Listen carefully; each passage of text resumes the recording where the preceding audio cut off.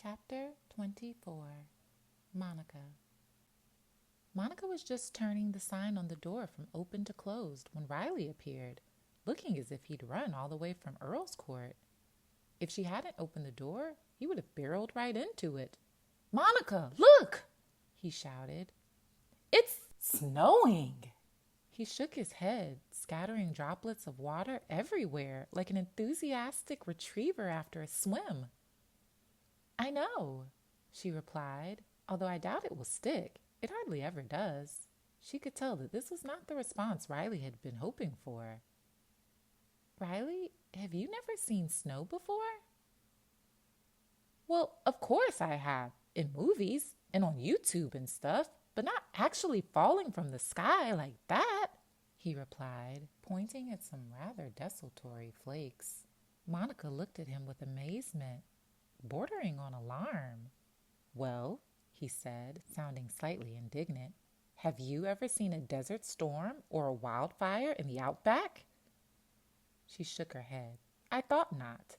Anyhow, we have to go out. There's a skating rink down by the National History Museum. Let's go." "Natural History Museum," corrected Monica.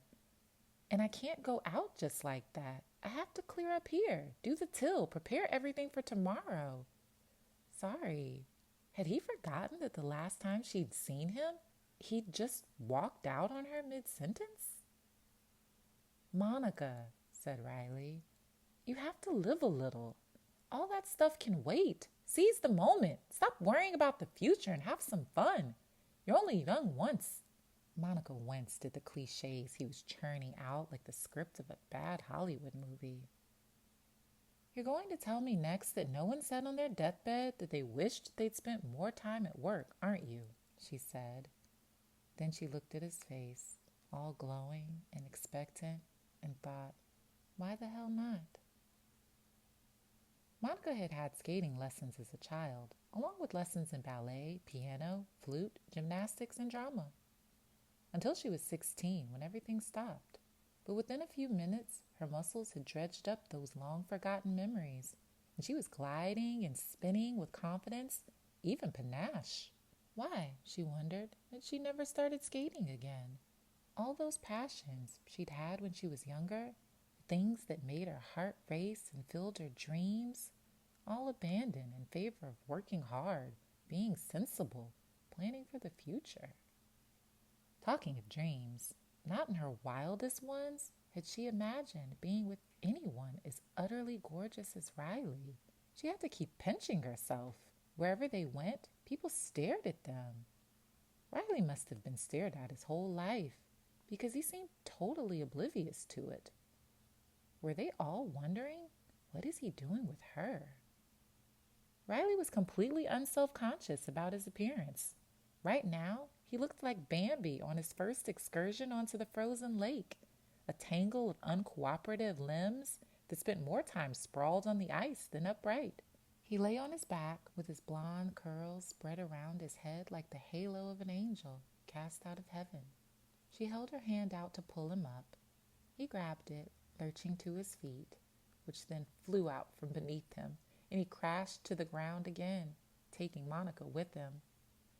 Monica lay in a jumbled heap on top of Riley. She could feel the whole journey of his laugh from where it began deep in his stomach to where it bubbled up in his chest and then exploded right next to her ear. She trapped it in her mouth with a kiss. And with the sound of that laugh along with the feel of that kiss, so natural and uncomplicated, she realized that all the cliches were true. Sure, Riley didn't meet all her criteria, but perhaps the criteria were to blame, not him. Riley grinned up at her.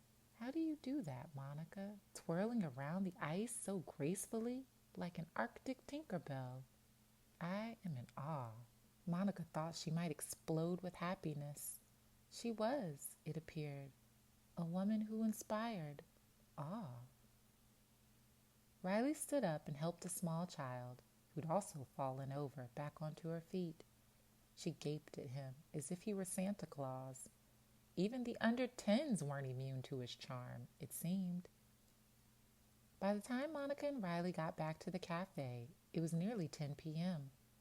Monica knew that she should finish the chores she'd abandoned earlier, but she was still being carried along on a wave of spontaneity that felt almost like temporary insanity. As Monica turned the cafe lights on, she saw the postcard again, behind the bar, and rallied herself to confront Riley.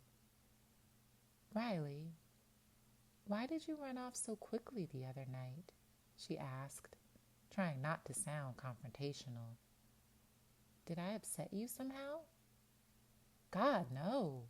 Please don't think that," said Riley. And she believed him. Riley was too straightforward to lie convincingly. "I was just a bit, freaked out suddenly." He looked down at his feet and shuffled around awkwardly. Monica totally got it. After all, she freaked out about their relationship, all her relationships, on a regular basis. She could hardly blame him. In fact, she was rather relieved to discover that Riley wrestled with complex emotions too. Perhaps they were more alike than she'd thought. "Why don't we have some mulled wine?" she suggested, thinking that the alcohol might help to restore the previously relaxed atmosphere.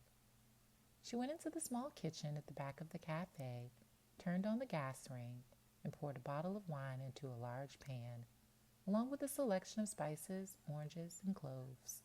She could hear Riley putting the music on. Ella Fitzgerald. Good choice. She stirred the wine for 10 minutes, which wasn't nearly long enough, but she was flying by the seat of her pants today. Monica carried 2 glasses of the partly mulled wine back into the cafe.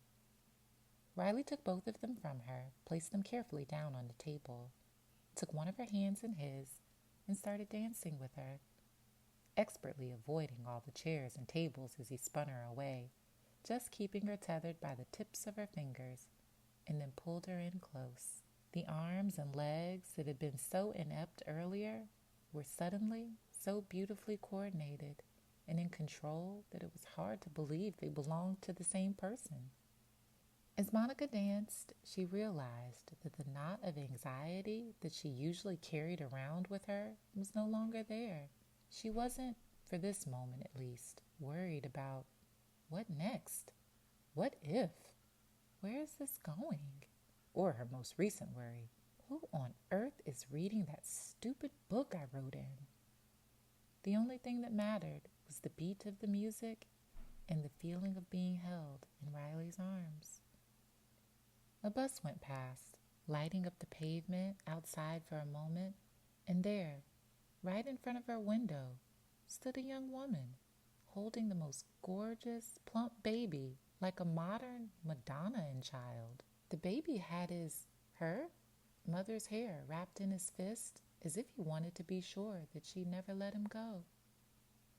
For a second, her eyes met those of the young mother, who seemed to say, "Look at your life, so frivolous and empty. This is what really matters, what I have." As the bus carried on toward Putney, the pavement outside was plunged into darkness again, and the vision disappeared. Perhaps it had never been there at all. Maybe it was a figment of her imagination, her subconscious, reminding her not to forget her unfulfilled dreams and ambitions. But whether the vision was real or not, that moment of carefree euphoria had gone.